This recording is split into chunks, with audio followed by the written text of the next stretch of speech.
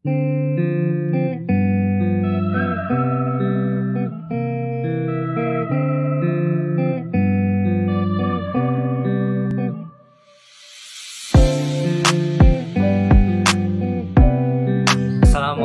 warahmatullahi wabarakatuh. Alhamdulillahirrabbilalamin. Assalatu wassalamu ala asrofil anbiya'i wal mursalin wa ala alihi wa ashabihi ajmain, amma ba'du. Pertama-tama marilah kita panjatkan puji serta syukur kehadirat Allah Subhanahu wa taala, karena atas berkat rahmat hidayahnya kita semua diberikan kesehatan dan kenikmatan yang berlimpah. Amin amin ya Allah ya rabbal alamin. Tak lupa salawat serta salam semoga tercurah limpahkan kepada junjungan kita Nabi Bana wa Nabiyana Muhammad Sallallahu Alaihi Wasallam, kepada keluarganya, kepada sahabatnya, dan tak lupa kepada kita selaku umatnya. Pertama-tama yang saya hormati Ibu Dr. Cucun Sunaingsi, SPD MPD, selaku dosen pengampu mata kuliah pengelolaan pendidikan, dan teman-teman yang saya cintai serta banggakan. Baik, pada kesempatan kali ini akan dibagi menjadi beberapa sesi. Yang pertama ada pembukaan, yang kedua pemaparan materi, dan yang terakhir penutup serta diskusi.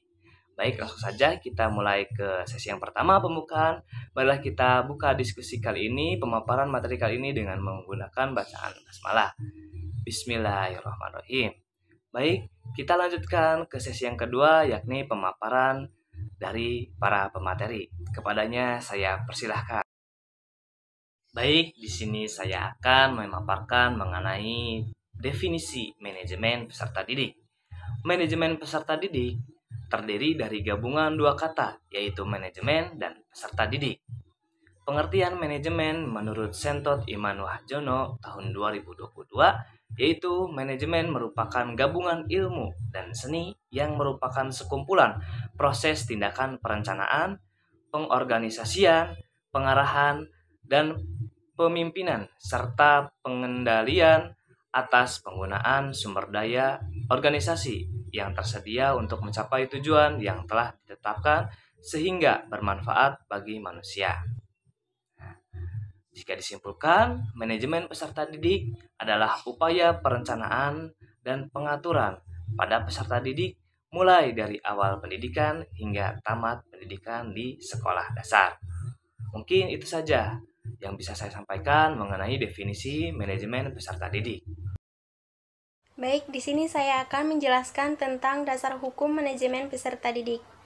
Adapun dasar hukum manajemen peserta didik yang pertama, pembukaan Undang-Undang Dasar Republik Indonesia tahun 1945 mengamanatkan bahwa pemerintahan nasional Indonesia harus dapat melindungi segenap bangsa Indonesia dan seluruh tumpah darah Indonesia, dan untuk memajukan kesejahteraan umum, mencerdaskan kehidupan bangsa, dan ikut melaksanakan ketertiban dunia yang berdasarkan kemerdekaan, perdamaian abadi, dan keadilan sosial. Yang kedua, dalam Undang-Undang Dasar Negara Republik Indonesia tahun 1945 mengamanatkan pemerintah mewajibkan setiap warga negara untuk mengikuti pendidikan dasar 9 tahun dan pemerintah wajib membiayainya. Yang ketiga, pemerintah mengusahakan dan menyelenggarakan satu sistem pendidikan nasional yang meningkatkan keimanan dan ketakwaan terhadap Tuhan Yang Maha Esa, serta akhlak mulia dalam rangka mencerdaskan kehidupan bangsa yang diatur dalam undang-undang.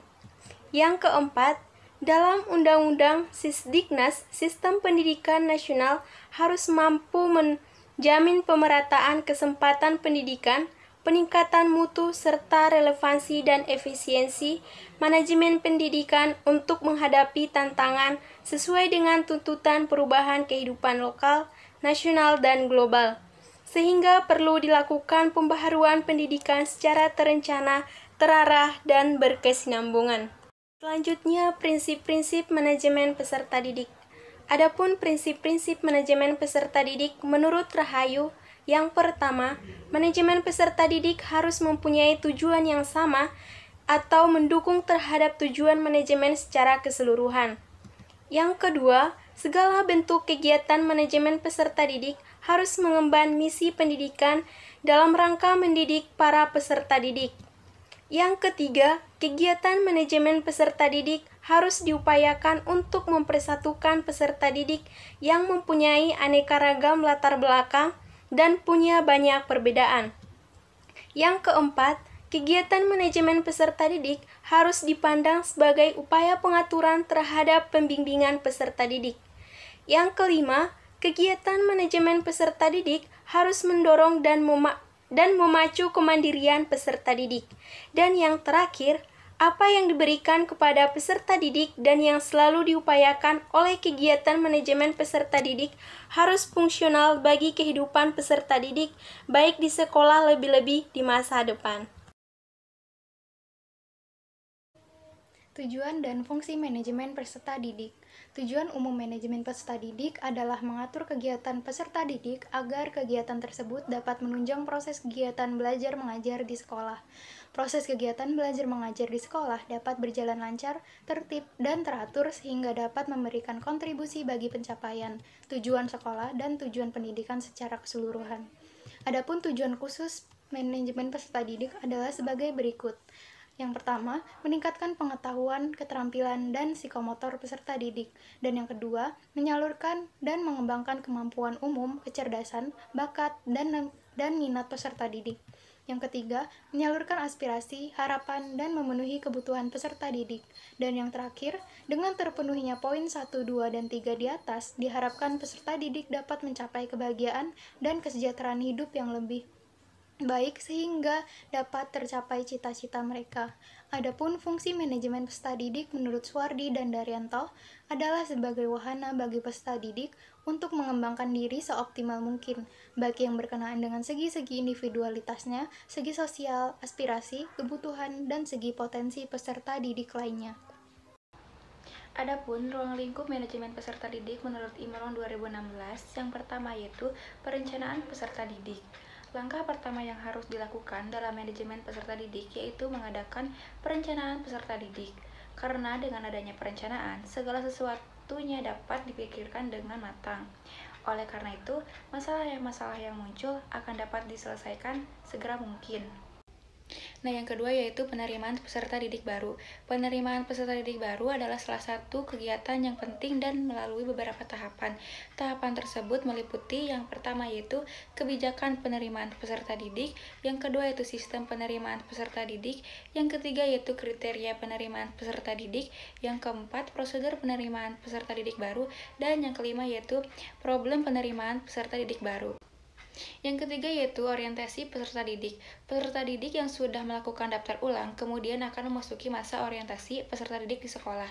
Orientasi ini dilakukan di hari pertama masuk sekolah. Yang keempat yaitu mengatur kehadiran dan ketidakhadiran peserta didik. Kehadiran peserta didik di sekolah adalah suatu kondisi yang memungkinkan terjadinya interaksi, belajar, mengajar, dan dapat berjalan dengan semestinya. Yang kelima yaitu pengelompokan peserta didik. Peserta didik yang sudah melakukan daftar ulang, mereka perlu dikelompokkan atau diklasifikasikan. Kegiatan pengelompokan tersebut yaitu yang pertama yaitu urgensi pengelompokan, yang kedua wacana pengelompokan, yang ketiga jenis-jenis pengelompokan, dan yang keempat pengelompokan dan penjurusan. Yang keenam yaitu mengatur evaluasi hasil belajar peserta didik. Evaluasi hasil belajar peserta didik dimaksudkan untuk mengetahui sejauh mana peserta didik telah dapat menampilkan performa sesuai yang diharapkan. Yang ketujuh yaitu mengatur kenaikan tingkat peserta didik. Kenaikan kelas dapat diatur sesuai dengan kebijakan dari masing-masing sekolah. Dalam kenaikan kelas sering terjadi masalah-masalah yang memerlukan penyelesaian secara bijak oleh para guru dalam mengelola data-data tentang hasil evaluasi peserta didik objektif dan mendayagunakan fungsi. Yang kedelapan yaitu mengatur peserta didik yang mutasi dan drop out.